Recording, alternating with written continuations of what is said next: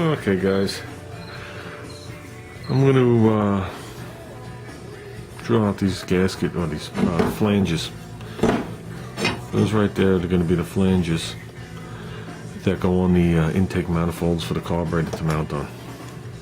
Okay. Just want to discuss how I came up with these points of where I'm going to drill. This is actually the template I made. I used it. Oh, I used actually homemade gasket. You can see the ends of two different things. Basically, I used from the center to the right, flipped it and used the center to the left. That was just to get the rough shape. Then I actually fine-tuned it on the tops, so it was a little too wide that way. But basically, I drew out the gasket and then I just put lines to it.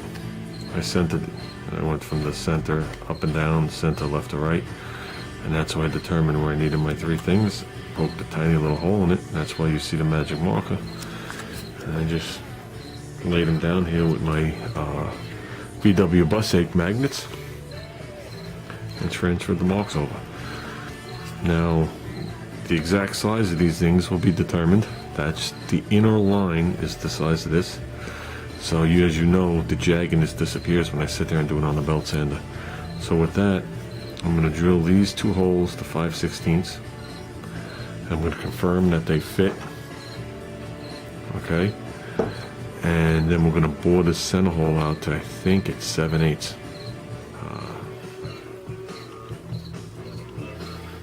Well, there you go, guys. Perfect bore for a 10 horse.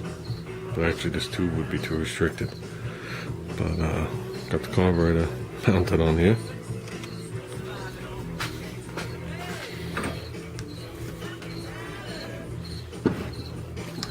Sorry.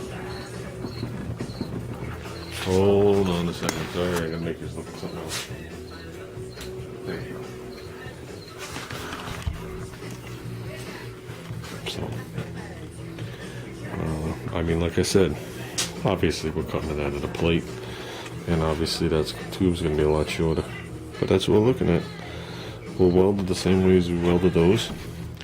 And I know I didn't state it yet, but those welds are gonna be cleaned up. And we're going to give it a slight skim of Bondo. The way they did it with the weld wreckers. Make it look a little more uniform.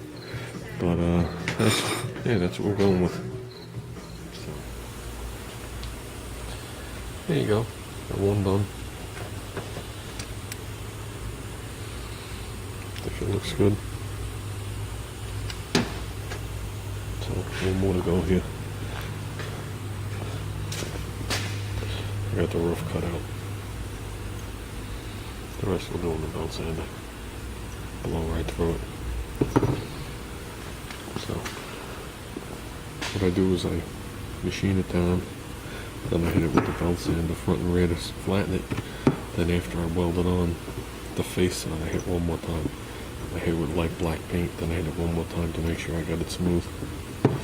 That's good. This is 3/16 plate. This isn't warping. There you go, there's number 2. The way I do it is I do it on the belt sander, then I give it a quick chamfer on the belt sander, then a very stiff wire wheel. That gives it that factory look. So, okay guys, clean this plate off. Ran the center line down the plate through the 2 holes that were there. Lined up this one exactly with it. This one lands in the slot of it, so that'll just make my life a little easier. Oh man, these magnets. Just like that. So that hole's in the exact spot. This one is in the area where I'm going to slot it, which I'm going to slot that one too, but that just gives me a place to start. So let's cut this out. Okay, this is going to get close, guys. Well, that's number 2. We found this. This is a high quality one. I've had one of these explode on me though. Let's put it on. Okay, there it is. You can see the vice grip marks. We'll clean those up later. We're going to make this slot a little longer, and then we're going to slot this on. The gear is going to hook here, and it's going to hook to the engine. Up and down, 1/8 plate. Well, if that's the gear, for argument's sake, that'll be the clutch. Chain will come like this, and go over to the other clutch. And that'll allow me to get more chain coverage there. And then I'll just slide this up and down to make the chain loose or tighter. Simple. Trust me when I tell you this is the simplest way to do it. It's one chain. The other way is going to get totally ridiculous with a jack shaft, being that I can't slide the engines and I can't slide the tire. So simpler is always better. Maybe my plan sounds complicated, but we're going simple. Okay guys, a quick rundown. Let's bolt the flanges side by side. I matched them perfectly. Obviously the carburetor is not going to be there. This flange is going to be up against the frame here. So about 4 inches closer. It's not going to be just floating out there. Same with this one. Oops, carburetor is going to be over here. Here's that plate. I didn't slot it yet. I used the actual 2 holes that were there, which line up. One has a small slot, and one doesn't. I didn't even put the bottom bolt on yet. Originally, I was going to take a stud, bore a hole, weld it, and machine it, but I didn't realize that I had the room behind here. So what I'm going to do is I'm going to take a 5/8 nut, put it on the back, and put 2 tacks on it, so it's always there. And I can take the bolt in and out and move this. If I do a stud this way, I got to take the clutch off to get that off. So I'd rather use a bolt, and then I could put shims behind here to bring it out to where I need it, because it has to be shimmed away. Whether it's a wash or 2 washes, whatever the shim's going to be.